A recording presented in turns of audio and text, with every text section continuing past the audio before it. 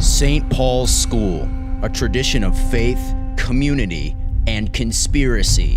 What dark secrets lie behind the walls of this prodigious establishment? My name is Stanuel Samuelson, and I have spent almost 6 weeks of my life traveling the world, investigating some of the most mysterious locations on the planet, and making contact with numerous paranormal entities.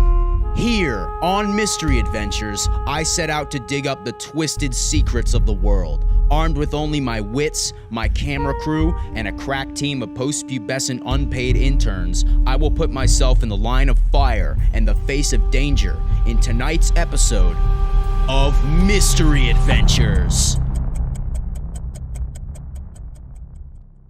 Today, on Mystery Adventures, we will dive deep into the rich history of this pedagogorium, reveal the shocking truth beneath its foundations, and discover what entity lurks the corridors of the mysterious LaSalle Hall. State your name, please. Paul Scoriels. How long have you worked here? 15 years. I was going back to LaSalle Hall to lend Mr. Pichon a ball-peen hammer. I don't know what he was going to do with it, build up the gazebo or something. And all of a sudden, I noticed this pen on the ground. And it was like a regular pen, normal pen. I walked away, I turned around, and it moved about 3 feet. And it was just amazing that just a pen on the ground, I look away, and next thing I know, it moves 3 feet. How has this situation impacted you? It hasn't really impacted me at all. What can you tell us about a former faculty member named Brother Bastian? Brother Bastian? Brother Bastian was the kind of guy that he'd take all the Pepsis and leave me with the Coke. Coke, what an inferior product. He knew it too. He knew he was getting under my skin. Brother Bastian was ill-fated fellow from birth. Imagine Bilbo Baggins mating with Roseanne Barr and the baby being dropped at birth. That's Bastian. The poor fellow had no attributes. Tended to be a little obese. Tended to be pockmarked from acne. Face looked like a pepperoni pizza. Well, he taught English for a while. Never quite got the grammar thing down pat. He worked his way into the janitor's area. He's cleaning the Benil Hall toilets, which everybody knows needs cleaning 5 times a day, and then goes and uses it on the water fountains. Same brush. The same brush. What an insane individual. You know, one of the curses of being in a school this long is you run into some characters that you just don't get along with. Bastian was my antithesis. I think he was cleaning the theater, got down into the tunnels, and that's where he met his demise. But everybody knows his spirit crawls through the tunnels back into the old dorm. And that's where he haunted because there were so many more people. Which is present-day LaSalle Hall, correct? LaSalle Hall, but the ghosts are still there. So we, armed with our paranormal hunting gear, are going to go up on the 2nd floor and spend the night locked in the building. Are you guys ready? No, Did I ask you, unpaid intern? I'm not the unpaid intern. This guy's the unpaid intern, the one with the big camera. I'm the one that's getting paid here, and yeah, I'm giving the stinky camera for B-roll. Oh, I didn't know you could get paid for being a nerd, am I right? Let's get inside. Fine then. We are now on the 2nd floor of LaSalle Hall, supposedly the most haunted place on campus. We've set up all of our recording arrays and software all around the floor, and we hope to capture some form of paranormal entity. All we can do now, though, is wait. How long has it been? It's only been like 4 minutes. Well, when is it supposed to show up? We don't know that. It's a spiritual entity. It has a mind of its own. It goes wherever it wants. Okay, whatever, man. You're smart. Sure. Does anyone know any jokes? Do you have any 6s? Nope. Go fish. Do you have any 10s? No. Go fish. Do you have any 2s? Go. Fish. This is stupid, okay? We need cards to play this game. Maybe you should have thought that before you decided we'd head into here. I'm just trying to pass the time, okay? We have no idea when this thing's gonna show up. Well, yeah, that's what I said. And I said maybe we should bring some cards. We don't know when it's gonna appear. But you said no.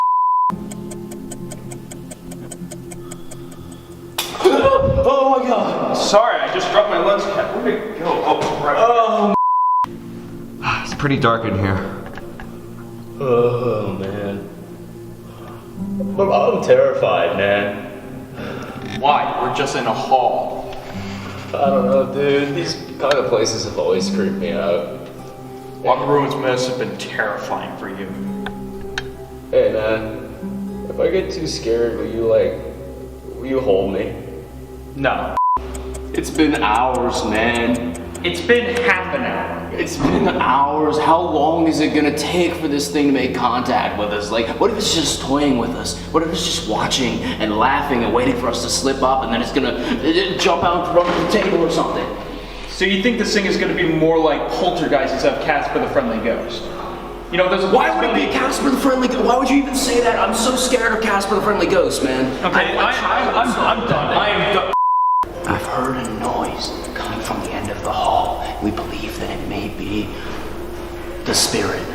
So we're going to attempt to make contact. I will be recording with my phone, attempting to make contact with the spirit, so that if it responds, we'll capture it on the digital recorder.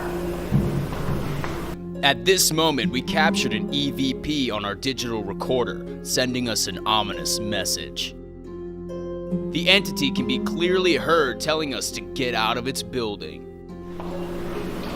Just do ADR.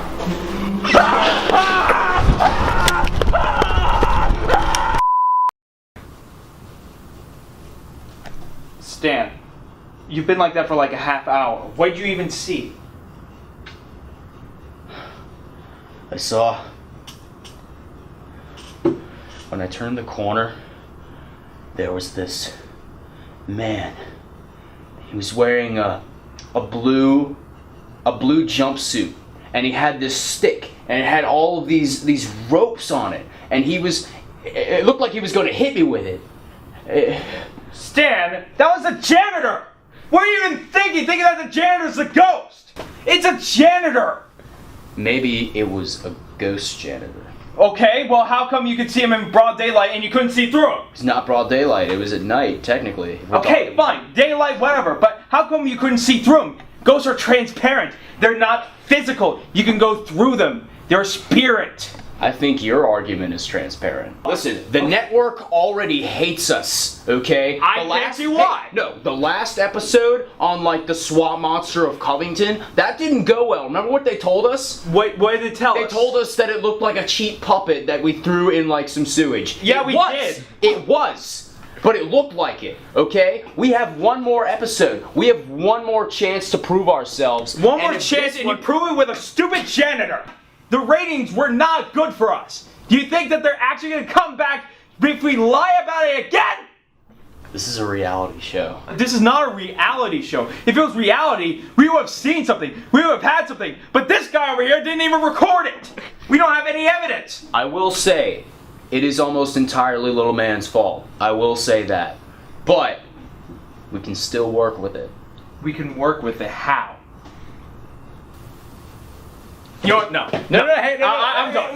I'm done. I am so done. You have been... I'll give you a raise. A raise. How much for the raise? 10. And so we survived our night alone in LaSalle Hall. The footage was corrupted, so we may never truly see what the ghost of Brother Bastian looked like. But I did, and I'll remember it for the rest of my life. Because that is the closest I've ever gotten to a paranormal entity. And what I saw, hopefully no one will ever have to see in their lifetime. Well, you know what? I will continue to search for mysteries and continue to hunt the secrets of the world, because this is Mystery Adventures.